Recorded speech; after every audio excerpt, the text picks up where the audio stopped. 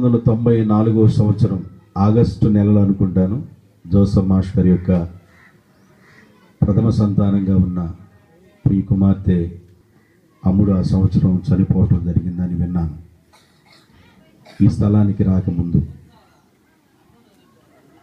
ఆ కుమార్తె చనిపోయిన 2 నెలలకి నేను ఈ స్థలానికి రావడం జరిగింది.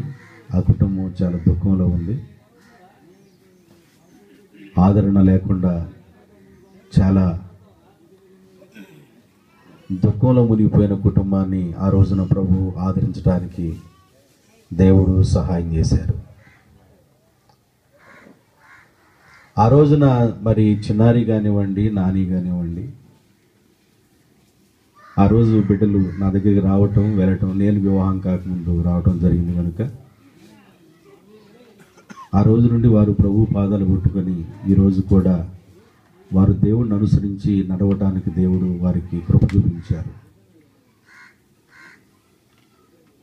ఆ రోజు ఏర్పడిన ఆ ఆత్మ సంబంధమైన అనుబంధం కుటుంబంలో ఒక బిడ్డగా నన్ను ప్రేమించి గౌరవించి మరి జోసఫ్ మాష్ గారిని నేను చిన్నాన్న అనటం ప్రారంభించాను. అంటే గ్రామంలో నేను ఎక్కువగా ఇద్దరినే పిలిచేవాడిని, విజయరాజు గారిని, జోసఫ్ మాష్ గారిని.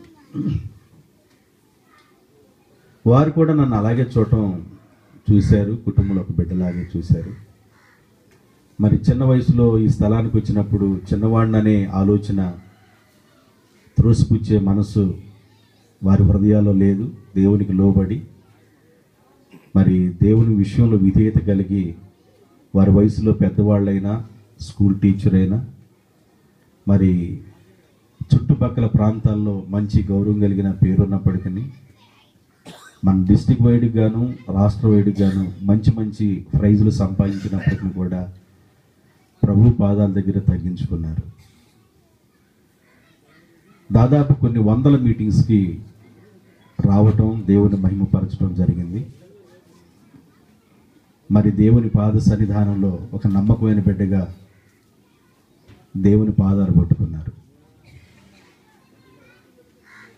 20 నిమిషాల్లో ఇక మనిషి చనిపోతాడు అనగా కొన్ని రోజుల నుండి మంచంలోనే ఉంటున్నారు. అంటే తిరగకుండా తన పని తను చేసుకోగలుగుతున్నారు, బయటికి వెళ్లకుండా రెస్ట్లో ఉన్నారు. ఇంకొక అర్ధగంటకి చనిపోతాడనగా గ్రామంలో మొత్తం జస్ట్ అందరినీ పలకరించాడు, ఇక్కడే కూర్చున్నాడు. అందరిని పిలవటం జరిగింది, మందిరంలోకి వచ్చి కూర్చున్నారు.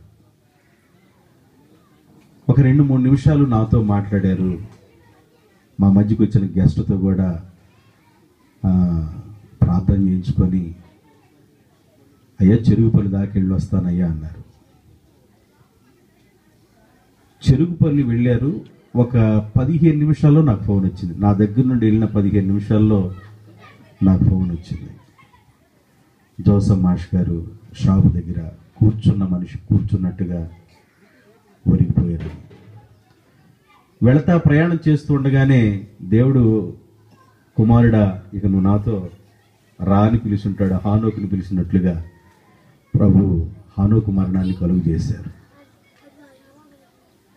నడుస్తూ నడుస్తూ ప్రభు పిలుపు లోబడి వెళ్ళడం జరిగింది.